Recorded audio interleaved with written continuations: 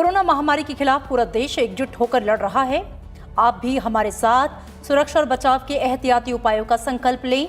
अपना मास्क अच्छी तरह से पहनें, 2 गज की दूरी का पालन करें, सुरक्षित दूरी बनाए रखें, साथ ही अपने हाथों को बार बार धोएं।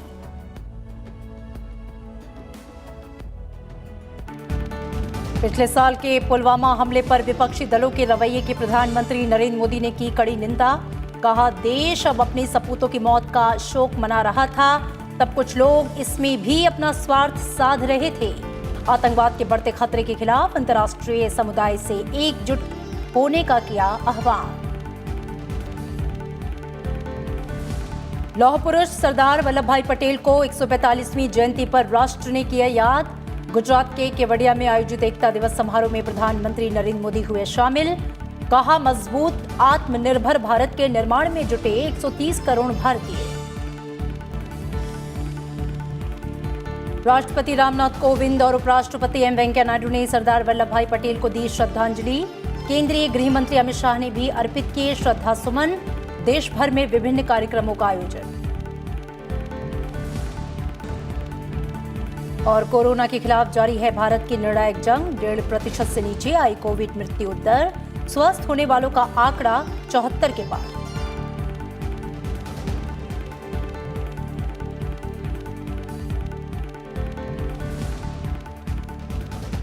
लौह पुरुष सरदार वल्लभ भाई पटेल की 145वीं जयंती पर आज देश भर में उन्हें याद किया गया।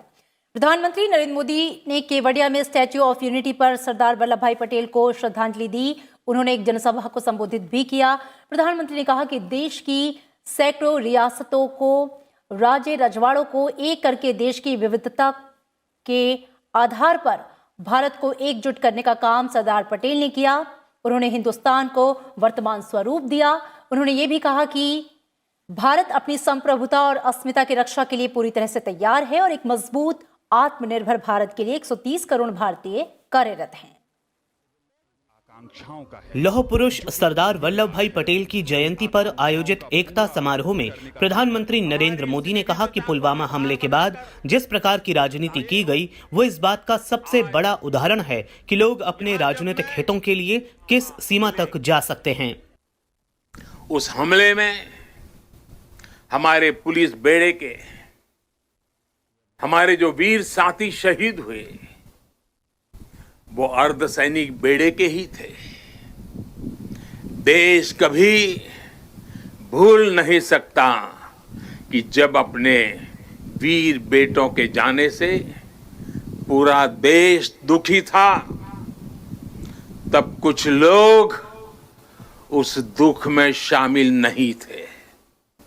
वो पुलवामा हमले में भी अपना राजनीतिक स्वार्थ खोज रहे थे, अपना राजनीतिक स्वार्थ देख रहे थे।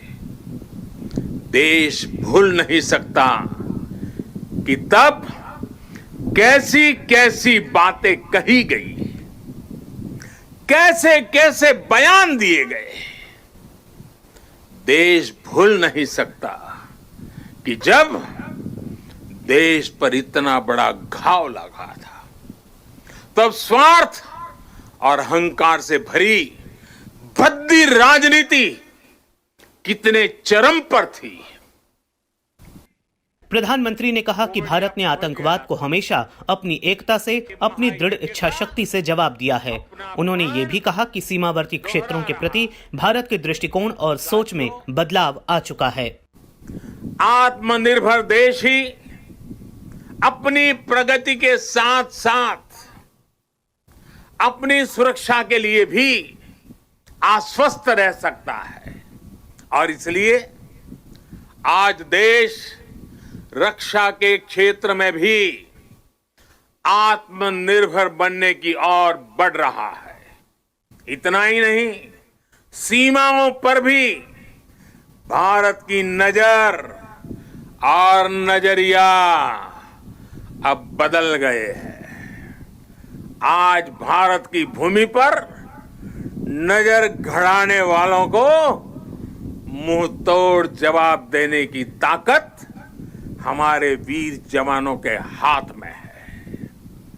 आज का भारत सीमाओं पर सैकड़ों किलोमीटर लंबी सड़कें बना रहा है, दर्जनों ब्रिज, अनेक सुरंगें लगातार बनाता चला जा रहा है। अपनी संप्रभुता और सम्मान की रक्षा के लिए आज का भारत पूरी तरह सज्ज है, प्रतिबद्ध है, कटिबद्ध है, पूरी तरह तैयार है। प्रधानमंत्री ने आतंकवाद के बढ़ते खतरे के खिलाफ अंतर्राष्ट्रीय समुदाय से एकजुट होने का आह्वान भी किया। बीते कुछ समय से दुनिया के अनेक देशों में जो हालात बने हैं, जिस तरह कुछ लोग आतंकवाद के समर्थन में खुल करके सामने आ गए हैं, वो आज मानवता के लिए, विश्व के लिए, शांति के उपासकों के लिए एक वैश्विक चिंता का विषय बना हुआ है। आज के माहौल में दुनिया के सभी देशों को, सभी सरकारों को, सभी पंथों को आतंकवाद के खिलाफ एकजुट होने की सबसे ज्यादा जरूरत है। शांति, भाईचारा और परस्पर आदर का भाव ही मानवता की सच्ची पहचान है। प्रधानमंत्री ने कहा कि अब कश्मीर विकास के नए रास्ते की ओर बढ़ चुका है और उसके विकास में जो बाधाएं आ रही थीं, वो पीछे रह गई हैं। कश्मीर के विकास में जो बाधाएं आ रही थी, उन्हें पीछे छोड़कर अब कश्मीर विकास के नए मार्ग पर बढ़ चुका है। चाहे नॉर्थ ईस्ट में शांति की बहाली हो या नॉर्थ ईस्ट के विकास के लिए उठाए जा रहे कदम, आज देश एकता के नए आयाम स्थापित कर रहा है। सोमनाथ के पुनर्निर्माण सरदार पटेल ने भारत के सांस्कृतिक गौरव को लौटाने का जो यज्ञ शुरू किया था, उसका विस्तार देश ने अयोध्या में भी देखा है।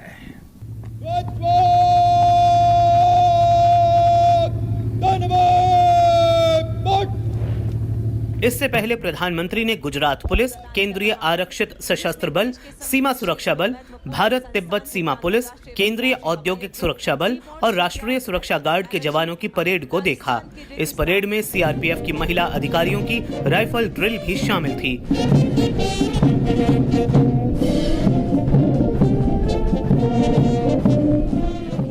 इस मौके पर भारतीय वायुसेना के जगुआर विमानों ने फ्लाई पास्ट भी किया। सरदार पटेल की जयंती के मौके पर प्रधानमंत्री ने प्रशिक्षु सिविल सेवा के अधिकारियों को भी संबोधित किया। उन्होंने कहा कि एक प्रकार से सरदार वल्लभ भाई पटेल ही देश की सिविल सेवा के जनक थे। प्रधानमंत्री ने कहा कि सिविल सर्वेंट जो भी निर्णय ले वो राष्ट्रीय संदर्भ में हो, देश की एकता अखंडता को मजबूत करने वाले हों, संविधान की मूल भावना को बनाए रखने वाले हों। साथ ही प्रधानमंत्री ने यह भी कहा कि सरदार पटेल ने एक भारत श्रेष्ठ भारत का सपना देखा था और उनका ये सपना आत्मनिर्भर भारत से जुड़ा हुआ था। प्रधानमंत्री ने वोकल फॉर लोकल पर जोर देने के लिए कहा कि देश की प्रधानमंत्री नरेंद्र मोदी ने लोक सेवा प्रशिक्षुओं का आह्वान किया है कि वे लोगों के साथ खुद को जोड़ें और जिम्मेदार बने। प्रधानमंत्री आरंभ 2020 के तहत स्टैच्यू ऑफ यूनिटी से वीडियो कॉन्फ्रेंस के जरिए युवा अधिकारियों से बातचीत कर रहे थे। उन्होंने कहा कि हमारी सरकार उत्तरदायी है और युवा अधिकारियों को खुद को आम लोगों के साथ जोड़ना चाहिए। स्टील फ्रेम का काम देश को यह एहसास दिलाना भी होता है कि बड़े से बड़ा संकट हो या फिर बड़े से बड़े बदलाव, आप एक ताकत बनकर देश को आगे बढ़ाने में अपना दायित्व निभाएंगे। आप एक फैसिलिटेटर की तरह सफलतापूर्वक अपने दायित्वों को पूरा करेंगे। ये अधिकारी मसूरी स्थित लाल बहादुर शास्त्री राष्ट्रीय प्रशासनिक अकादमी में प्रशिक्षण ले रहे हैं। प्रधानमंत्री ने प्रोबेशनर लोक सेवकों से आत्मनिर्भर भारत के लक्ष्य को हासिल करने और लोकल फॉर वोकल को अपनाने की अपील की। आज नवीन, श्रेष्ठ और आत्मनिर्भर भारत बनाने के लिए क्या जरूरतें हैं, वो आपके माध्यम से कैसे पूरी होगी, इस पर आपको निरंतर मंथन करना होगा। साथियों, ये बात सही है कि आत्मनिर्भर भारत के लक्ष्य को पूरा करने के लिए हमें साइंस एंड टेक्नोलॉजी की जरूरत है, रिसोर्सेज और फाइनेंसेस की जरूरत है, लेकिन महत्वपूर्ण ये भी है कि इस विजन को पूरा करने के लिए एक सिविल सर्वेंट के तौर पर आपका रोल क्या होगा।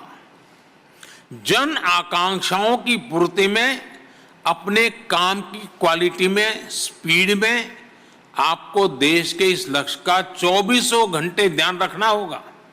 Airports authority of India. प्रधानमंत्री ने देश की पहली सी प्लेन सेवा की भी शुरुआत की। ये सेवा केवड़िया में स्टैच्यू ऑफ यूनिटी को अहमदाबाद में साबरमती रिवर फ्रंट से जोड़ेगी। प्रधानमंत्री ने इससे पहले केवड़िया में स्टैच्यू ऑफ यूनिटी के नजदीक वाटर एरोड्रोम का उद्घाटन किया और केवड़िया से अहमदाबाद में साबरमती रिवर फ्रंट तक सी प्लेन में पहली उड़ान भरी। देश आज लौह पुरुष सरदार वल्लभ भाई पटेल को उनकी 145वीं जयंती पर याद कर रहा है।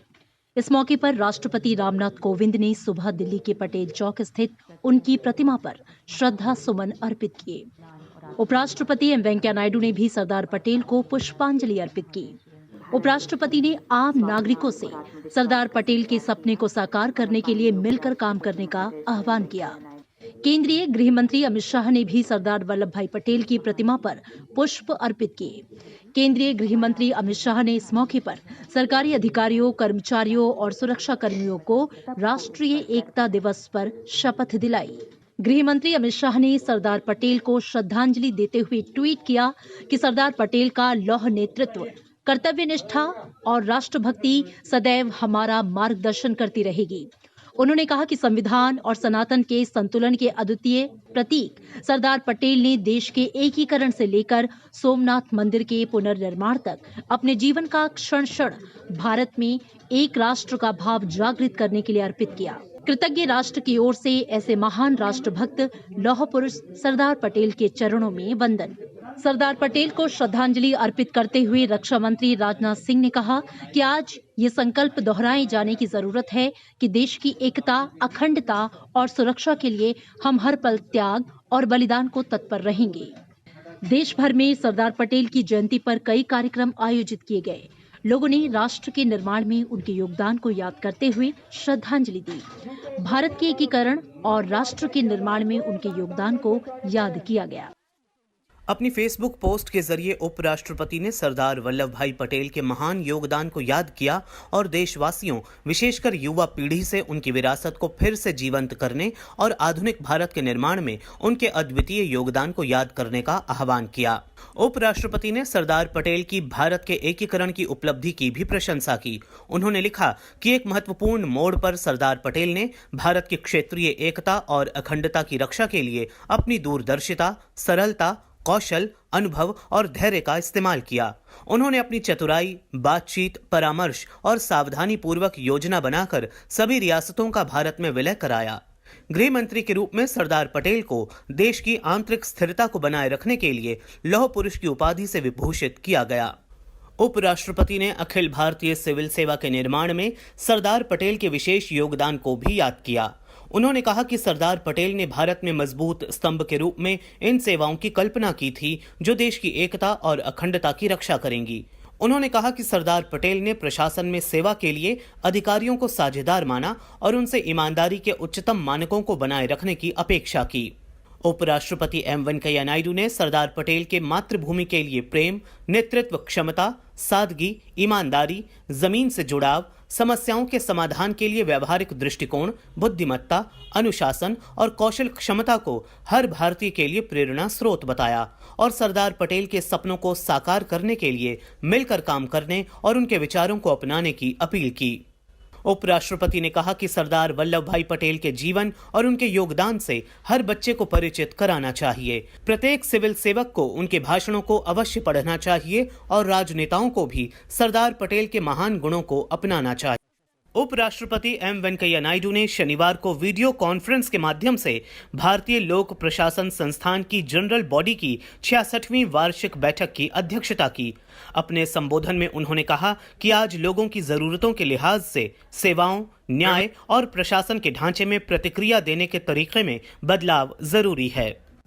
Ultimately, it is the implementation and delivery system that needs to be refined and streamlined to make the policy changes a reality. This is the change India is looking for today. Change in the delivery of services, change in the delivery of justice, change in the way of governance structures, respond to the felt needs of the common people. That is the need of the hour. उपराष्ट्रपति ने कहा कि सरकार लोगों के जीवन की गुणवत्ता में सुधार लाने और विकास को तेजी से बढ़ाने के लिए नीतियां और कार्यक्रम बना रही है। प्रशासनिक अधिकारियों और पेशेवरों की जिम्मेदारी है कि वो इनका प्रभावी कार्यान्वयन सुनिश्चित करें। The government led by Prime Minister Narendra Bhai has been making policies and designing programs that are intended to improve the quality of life of people and make people's life happy and comfortable by fast-tracking India's development. However, the effective implementation of these policies and programs by administrative leaders and professionals is very critical. The practitioners of public administrators and public policy analysts have a great role to play in sharing insights on what has worked well and what has not so, that the implementation can be made more effective on ground. उपराष्ट्रपति ने वर्तमान और उभरती चुनौतियों के मद्देनजर IIP की कार्यकारी परिषद की ओर से उठाए जा रहे कदमों की तारीफ की और देश में सुशासन में सुधार के लिए आईआईपी की अहम भूमिका बताई। The Indian Institute of Public Administration, as a premier institution dedicated to the theory and practice of public administration, must, in my view, play a pivotal role in bringing about this change. I am happy to note that even in this COVID-19 pandemic and lockdown, IIP has continued its activities by transforming itself into a digital institute by creating digital infrastructure such as 7 VC and digital classrooms for the conduct of online training programs. It is heartening that IIP has now launched its new website, which is more comprehensive, dynamic and having interactive features. उपराष्ट्रपति ने IIP library में देश के पहले गृहमंत्री सरदार वल्लभ भाई पटेल की प्रतिमा का अनावरण किया। उन्होंने कहा कि सरदार पटेल की प्रतिमा सभी के लिए एक प्रेरणा के रूप में काम करेगी। उपराष्ट्रपति ने केंद्रीय मंत्री जितेंद्र सिंह के आईआईपीए के कार्यकारी परिषद के अध्यक्ष का पदभार संभालने पर बधाई दी। इस मौके पर उपराष्ट्रपति ने आईआईपीए के पूर्व अध्यक्ष टीएन चतुर्वेदी को भी श्रद्धांजलि दी, जिनका इस साल जनवरी में निधन हो गया था। भारत की पहली महिला प्रधानमंत्री इंदिरा गांधी की आज पुण्यतिथि है। इस मौके पर पूर्व प्रधानमंत्री इंदिरा गांधी को देश याद कर रहा है। नरेंद्र मोदी ने पूर्व प्रधानमंत्री इंदिरा गांधी की पुण्यतिथि पर उन्हें श्रद्धांजलि अर्पित की।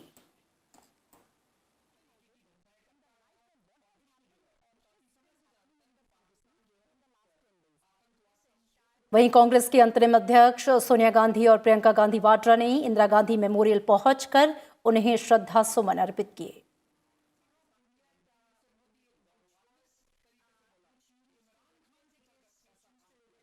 राहुल गांधी ने भी अपनी दादी और पूर्व प्रधानमंत्री इंदिरा गांधी की पुण्यतिथि पर ट्वीट कर उन्हें श्रद्धांजलि दी।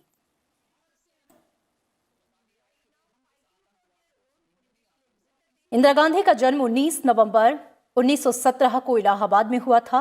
1966 से 1977 तक इंदिरा गांधी लगातार 3 बार देश की प्रधानमंत्री रहीं। इसके बाद 1980 से 1984 तक उन्होंने चौथी बार प्रधानमंत्री की कुर्सी संभाली।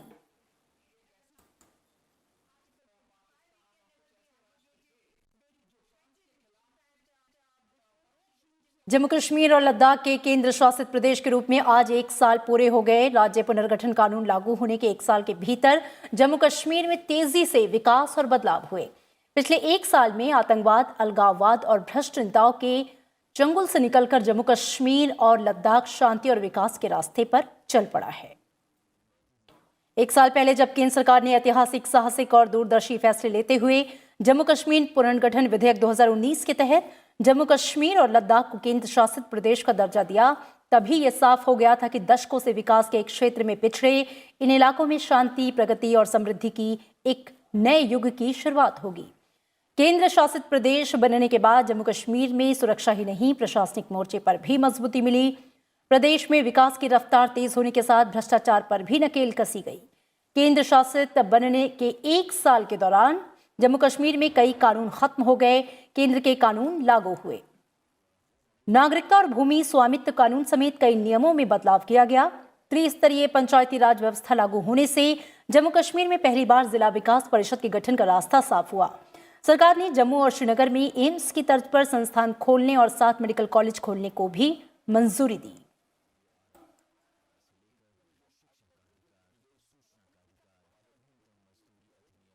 लोकसभा अध्यक्ष ओम बिरला अंतर संसदीय संघ की गवर्निंग काउंसिल के 206वें सत्र में भारतीय संसदीय प्रतिनिधिमंडल का नेतृत्व करेंगे।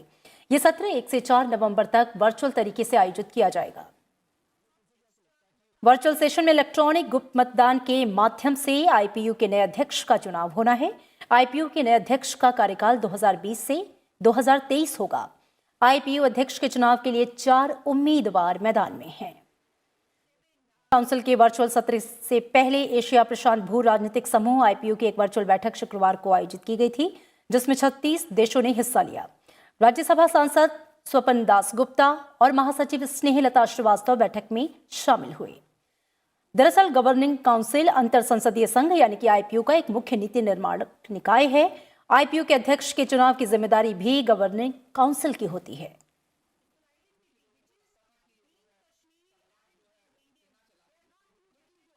और बिहार में विधानसभा चुनाव के दूसरे चरण का प्रचार अभियान कल शाम थम जाएगा। दूसरे चरण में 17 जिलों की 94 सीटों के लिए 3 नवंबर को मतदान होगा।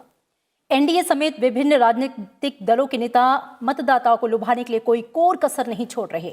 राज्य भर में चुनाव सभाओं और रोड शो का आयोजन किया जा रहा है। जेडीयू अध्यक्ष और मुख्यमंत्री नीतीश कुमार ने आज भी विभिन्न क्षेत्रों में चुनाव प्रचार किया। नीतीश कुमार की सिमरी, बख्तियारपुर, सोनबरसा, बेलदौर, गोपालपुर समेत कई विधानसभा क्षेत्रों में जनसभाएं हुई। इस दौरान नीतीश कुमार ने एनडीए शासनकाल में बिहार के विकास के लिए किए गए काम गिनाए और लोगों से एनडीए उम्मीदवारों के पक्ष में मतदान की अपील की।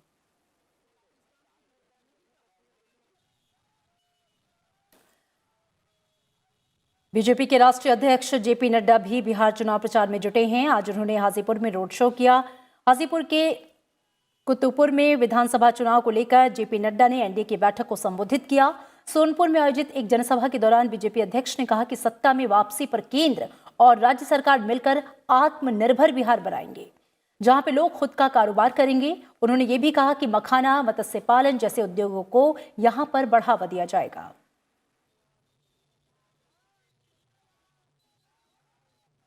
इधर विपक्षी दल भी चुनाव प्रचार में पूरी ताकत झोंके हुए हैं। महागठबंधन की अगुवाई कर रहे आरजेडी नेता तेजस्वी यादव भी आज कई विधानसभा क्षेत्रों में प्रचार अभियान में शामिल हुए। उन्होंने कहा कि इस बार का चुनाव जनता बनाम नीतीश सरकार का चुनाव है। पिछले 24 घंटे में 59,000 से अधिक कोविड मरीज स्वस्थ हुए हैं। स्वास्थ्य मंत्रालय ने कहा है कि अब तक इस संक्रमण से 74,32,000 से अधिक रोगी ठीक हो चुके हैं। कुल संक्रमित लोगों में से केवल 7.16% का ही इलाज चल रहा है। इस समय 5,82,000 सक्रिय मामले हैं। वहीं पिछले 24 घंटे में 48,268 लोगों में संक्रमण की पुष्टि हुई है। इसके साथ संक्रमित लोगों की संख्या 81,37,000 से अधिक हो गई है। इस समय देश में कोरोना से मृत्यु दर 1.49% है, जो विश्व के अधिकांश देशों की तुलना में काफी कम है। पिछले 24 घंटे में 551 मरीजों की मृत्यु के साथ इस संक्रमण से अब तक 1,21,641 लोगों की मौत हो चुकी है। ICMR के अनुसार पिछले 24 घंटे में 11,64,000 से अधिक कोविड नमूनों की जांच की गई।